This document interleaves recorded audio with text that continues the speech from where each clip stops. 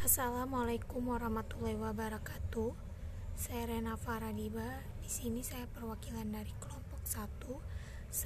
Kami akan menjelaskan presentasi dari tugas kelompok kami. Perkenalkan, nama saya Rena Faradiba dan teman saya Nilam Cahya. Kami akan mempresentasikan judul makalah kami, yaitu What is a Startup? Apa itu startup? Kami mengambil materi makalah kami dari buku The Startup Playbook, Founder to Founder Advice from Two Startup Veterans, yang ditulis oleh Rajat Bhargava dan Will Herman. Apa itu startup? Jadi, Raja Bhargava mencoba dan bertanya, bisakah Anda membuat startup dengan pertumbuhan tinggi dengan menggabungkan sekelompok usaha kecil atau apa yang berapa orang sebut bisnis lokal, mereka yang memiliki basis pelanggan batas secara geografis? Raja telah mencoba untuk melakukan hal itu dengan startup ketiganya. Ia telah mencoba menggabungkan sejumlah lokal bisnis.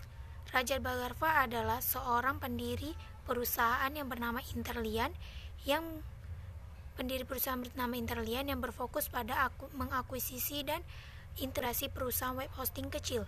Dalam 3 tahun, Interlian mengakuisisi lebih dari 30 jenis perusahaan ini dan mencoba untuk menggabungkannya dengan satu pertumbuhan tinggi. Sementara perusahaan besar yang telah diakuisisi oleh Raja Bhargava bukanlah perusahaan rintisan itu sendiri. Tujuan dari Raja Bhargava dan Will Herman untuk menyuntikkan etos startup ke dalamnya dan tim mereka, sehingga mereka dapat membuat suatu perusahaan web hosting yang terbesar di dunia. Dalam kasus Interlian, Raja Bhargava mengambil jalur non-tradisional untuk membangun startup.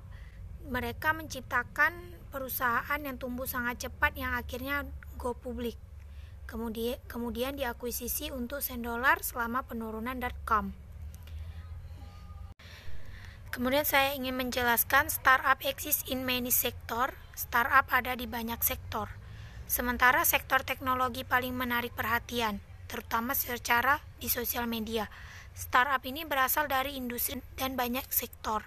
Jika Anda mulai berpikir tentang startup, mempertimbangkan jenis perusahaan apa yang ingin Anda mulai, lalu Anda lebih baik perhatikan peluang di semua bidang dan industri. Beberapa perusahaan baru yang paling menarik dalam beberapa tahun ke depan, perusahaan yang lebih tua itu siap untuk dapat mengalami gangguan. Dan dalam contoh kasusnya adalah perusahaan Uber, di mana perusahaan Uber ini menunjukkan startupnya itu dengan menggunakan teknologi yang pada intinya itu sebenarnya mereka tuh hanya penyedia layanan yang dapat membantu orang untuk pergi kemana saja yang ingin mereka tuju. Dengan adanya mereka membangun startup dengan inovasi teknologi, itu sangat membantu mereka. Startup identik dengan bisnis teknologi, tetapi bukan berarti yang ada .com-nya itu startup. Sementara masing-masing startup itu menggunakan teknologi. Startup itu perusahaan yang terfokus untuk memecahkan masalah yang ada di sekitarnya. Solusi yang mereka cari bukan hanya solusi yang ada di depan mata. Sukses atau gagalnya juga nggak ada yang bisa jamin.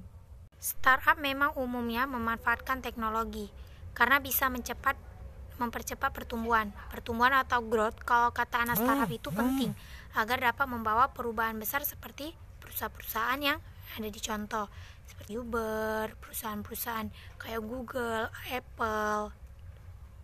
Dan startup bisa dibilang beranjak dewasa kalau usianya sudah 3 tahun ke atas dan diakuisisi sama perusahaan yang lebih besar, punya banyak kantor, punya banyak karyawan, punya banyak dewan direksi, terus pemasukannya tuh banyak, udah 20 miliaran dolar, dan kalau ada founder yang jual saham pribadinya. Dan hanya itu saja saya menjelaskan presentasi. Maka penjelasannya akan dilanjutkan oleh teman saya Nilam Cahya. Dan di sini saya memiliki sebuah pertanyaan. Mengapa startup dengan perusahaan teknologi berbeda? Padahal startup sendiri menjadi inovasi inovasinya itu yang menggunakan teknologi. Terima kasih.